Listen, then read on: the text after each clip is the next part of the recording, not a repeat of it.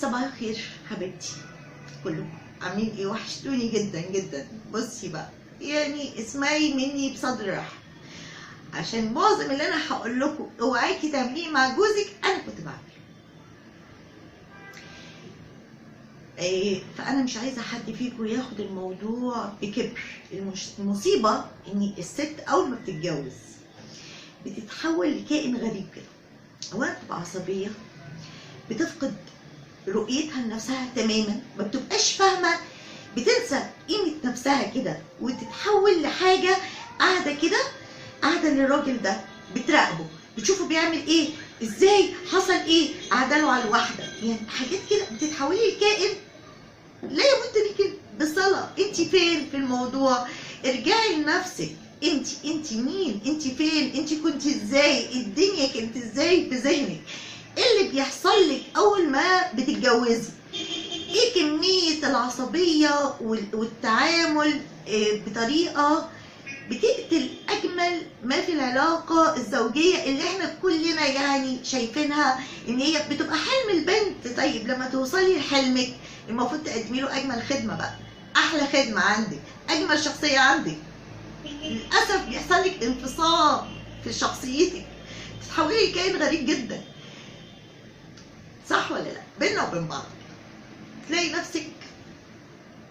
انا هقول لك على شويه حاجات كده عشان ما اطولش عليكم، وارجوكم حبايبي اسمعوني علشان خاطر اللي جاي يبقى احلى وافضل. تمام؟ ليه ده بيحصل؟ انت بتنسي نفسك خالص، انت بتنسي رؤيتك لنفسك، بتنسي انت كنت قد ايه حاجه رائعه وجميله جدا، وانسانه ليكي عندك ابعاد كتير في تفكيرك وفي حياتك. بتنسي كل حاجه وبتمحوري كل تركيزك وتفكيرك في الراجل اللي اتجوزتيه. كانك، انا اسفه لصوت العربيات، كانك بتعاقبيه. انت اتجوزتني، تعالى بقى، تعالى. بتتحولي لحاجه غريبه جدا، وده بيؤدي لمشاكل اقلها الخيانه، مش هقول اكبرها، اقلها الخيانه. الراجل بيتخنق، بيهرب. زي ايه؟ لا تراقبيه، تلاقي نفسك قاعداله على الفيسبوك، عمل لايك لمين ومين، بقت صديقه جديده عنده على الفيسبوك، بيكلم مين في التليفون، وامسك تليفونه واقعد افتش فيه، ويبقى ده شغلك الشاغل. لو عايز يعمل حاجه هيعملها. وبعدين الخيانه دي لو لا قدر الله يعني هو معدوم الضمير وراح يخونك. في مره الشيخ اسمه عطيه مبروك، الراجل ده انا بحبه قوي قوي رغم تحفظي على شويه حاجات فيه، لكن قال جمله خطيره جدا، قال ما فيش حاجه اسمها خيانه زوجيه. هو عمل ذنب، ربنا لما هيجي يعاقبه مش هيقول له انت ازاي متجوز فلانه ورحت عملت كذا، لا، هيقول له انت ارتكبت كبيره من الكبائر، ولا انك انت عملت كذا لا قدر الله ايا كان. فربنا هيعاقبه على الذنب كانسان، سواء هو بقى متجوزك ولا مش متجوزك. فهو انسان عمل ذنب، فده بينه وبين ربنا. طيب طبعا الموضوع بيحك في كبريائك، انا عارفه، ما انا فاهمه طبعا، تبقى نار مولعه فيكي، لكن في الاخر حطي حجم للموضوع والسلوك اللي هو بيعمله. والله هو انسان اخطا، عمل مصيبه، عمل كبيره من الكبائر، هو اللي هيتحاسب، انت مش هتتحاسبي بداله. فضي دماغك من الموضوع ده خالص. معلش، لو هو بيتجرأ على ربنا فانت مين عشان يعمل لك حساب؟ انت فاهمه قصدي؟ ده مهم جدا تاخدي بالك. يبقى لا تراقبي. ايه تاني؟ لا تقلصي دوره. يعني ايه؟ ما تخلوش ملوش لازمه في البيت، هو مش اكتر من محفظه بتصرف. واحد ينزل كيس الزباله ويجيب لي عيش فين وجبنه تركي وهو جاي في كده. ما تقلصيش دوره، ما تخليش انت القرار الوحيد في البيت. انا قلت خلاص انا هعمل كذا، لازم تحسسيه طول الوقت انه حد مهم جدا جوه البيت ده، حاجه مهمه جدا، لازم تكون انت معايا طول الوقت ده في كل حاجه، في مشاركه بينا في كل حاجه. اعملي له هاله. الراجل بطبعه بيحب اللي بيعظمه. عارفين الاسد؟ لازم تخليه اسد في بيته. لو انت ما خليتوش اسد في بيته، لما ينزل الشارع بقى وحد يمرمطه، طب ما هو متعود على المرمطه في بيته. زي كده ما تلاقوا واحد اتربى في بيت اهله متعود على التهزيق، لما ينزل الشارع والناس تهزقه بقى عادي خلاص. لكن لو واحد متعزز في بيته ومتربي على ان هو ليه وضع وليه كلمه وليه هيبه، لما ينزل الشارع مش هيقبل الاهانه. انتوا فاهمين قصدي؟ فانت اللي هتهزقيه في البيت هيتهزق في الشارع على طول. بتبوظي شخصيته، بتضيعي ثقته في نفسه، في ان هو يقدر يكون له دور واضح. اياكي تشيلي مساحه الاحترام بينه وبين ولاده. يعني ما تجيش تشتميه. ممكن الست بينها وبين جوزها يقولوا ليه ما يخطرش في بال حد. قدام ولاده تحطي له بابا، ده بابا، ده اعلى حد في البيت. انت عارفه المصيبه انت بتعملي ايه؟ انت بتبقي فرحانه بنفسك انك انت بتعلي صوتك عليه ولا بتشتميه. طب ما العيال مش هتحترمه. ايه بقى اللي بيحصل بعد كده؟ مش هتفقدي الرادع اللي يرضع الولاد في مراحل اعمارهم المختلفه. هتخوفيهم بمين بقى؟ بخالهم؟ يعني يبقى ابوهم موجود وهتروحي تجيبي خالهم؟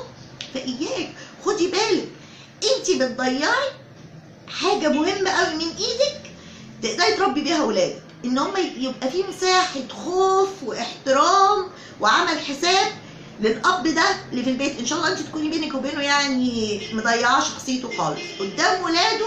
لا، ما تشتموهوش حتى بينك وبين ولاده. لو انت زعلانه حصل مشكله بين بابا وماما، خلاص ما علقش بقى قدام ولادي، ما اشتمش فيه. كل اللي انت هتعمليه ده هينعكس على الولاد في تعاملهم مع بابا، وبابا ده مش هيبقى موجود ولا ليه اي لازمه في الدنيا، وانت الوحيده الخسرانه. هيجي عليكي مراحل من عمر ولادك هتبقي محتاجه الراجل ده.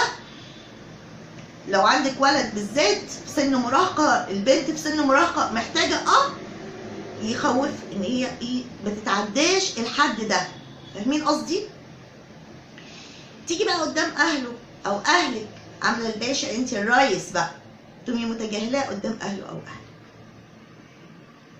كل واحد فيهم بقى يمسكه من اهله، دي عامله فيك كده، طب انت مستحملها على ايه؟ دي انت ازاي بتهزقك كده قدامنا؟ ازاي مش عامله لك حساب قدامنا؟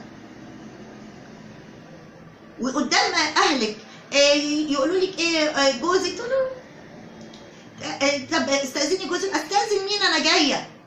لما يجوا بقى في يوم من الايام يهنوه، ومش وبس ويهنوا ولاده، يبقى انت السبب. اياكي تهنيه قدام اهله ولا اهلك، اياك. الستات بقى اللي ماسكه لي العايه، ماشي احنا بنعيا كتير لاسباب كتير. الراجل بيزهق، لازم يشوفك دايما واقفه زي الفرسه كده. يعني عيتي 10 مرات، بيني له مره وداري ال10. انت بتشوفيه قد ايه في اليوم؟ بجد بتشوفوه كام مره في اليوم الراجل؟ ايه كام مره يعني؟ على طول بقى يلاقيكي تعبانه ومتكومه وقاعده ربطاني راسك معرفش ايه المنظر ده، يعني تخنقي. يعني هو يبقى جاي من بره شايف البنات بقى والستات والدلع كله الناس عاملاه في نفسها، ويدخل يلاقي بومه قاعده له في البيت. ليه يعني؟ هتقولي لي ما شغل البيت والعيال وانا تعبانه وانا غصب عني. لا حبيبه قلبي، فكك من كل ده. هو الاساس في انه هو، سيبك من كل ده انت تقومي تنفضي نفسك كده. واهم حاجه انك تظبطي نفسك علشان الراجل ده جاي كاني ضيف وجاي لك البيت. تمام؟ دي حاجه. الحاجه التانيه بقى الاقي ايه؟ اول ما نيجي نتخانق مع بعض يبتدي نمن على بعض. امن عليه بقى، انت نسيت نفسك؟ انت فاكر نفسك انت كنت فين وانا عملت ايه معاك ووقفت معاك؟ يا روح قلبي يا روحي، عارفه انا حاسه بوجعي، بس ده ما يتقالش كده ولا يتعمل كده. انت هتخسري، ضيعتي جمال الحلو اللي انت عملتيه. لا تمني عليه باي حاجه حلوه انت قدمتها له، لان انت لما قدمتي له انت قدمتي عشان نفسك برضه. خدي بالك، انت قدمتي عشان انت كمان تعيشي مع الراجل ده وتيسري الحياه بينكم، صح ولا لا؟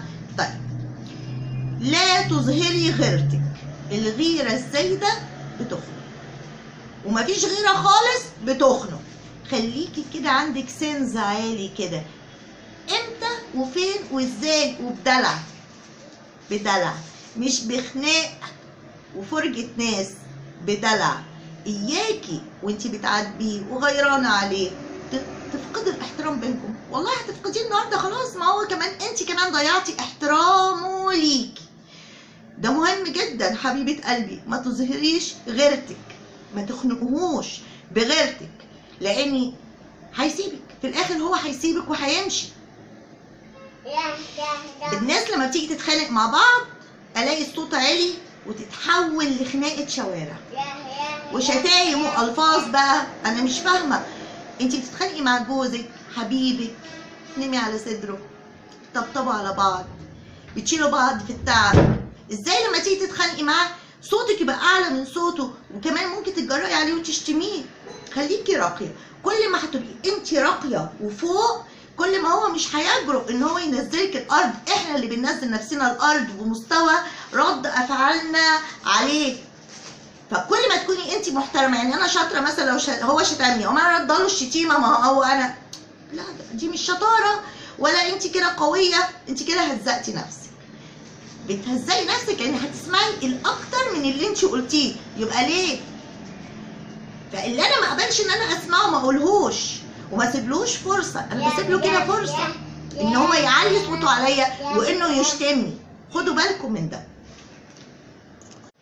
لا تعبسي بوجهه، ما تكشريش في وشك. لغه الابتسامه دي سلاح قوي جدا، حتى عارفه لو هو داخل متعصب عليكي وشخط فيكي وانت عطيتيله ابتسامه لطيفه هاديه كده، تفتكري هيبقى رد فعله ايه؟ هيكسف من نفسه، صح؟ مش تبقي بارده، مش بتغزيه يعني تردي عليه بابتسامه برود او استهزاء، لا، الابتسامه ليها لغه، لازم تتقني اللغه دي. دي حاجه. ما تتعامليش مع جوزك ان هو اصبح ملكيه خاصه وانت عندك حريه التصرف فيها. اياكي تنسي انه انسان قائم بذاته، مش هيديكي غير اللي انت قادره تاخديه باسلوبك وبطريقتك. اياكي تتحولي لسجان وهو سجينك. واللي انتوا سامعين صوته ده حفيدي شقي، طيب معلش، ارجو ان انتوا تركزوا معايا. وبصي حبيبه ماما، ابعدي عن اسلوب الزن والضغط. زنانه دبانه رايحه جايه، بطلي تزني عليه. اياكي تهمليه عمد، عشان في ستات كياده يعني هتهمليه هيروح يدور بره، انت عايزاه يطلع بره يدور. وبعدين بقى والاهم من كل ده، ما تفقديش انوثتك، خليكي انثى في صوتك، في وقفتك، في لبسك، في كلامك. ما تنسيش ان هو يوم ما اتجوز واحده ست مش واحد صاحب. نورتوني واتمنى ان انا اكون فدتكم. ولو عجبكم الفيديو شير ولايك وكومنت اهلا بيكم، ولو في اي حد عايز يسالني عن اي حاجه اهلا بيه، واللي ما اشتركش في القناه ينورني بالاشتراك. وشكرا.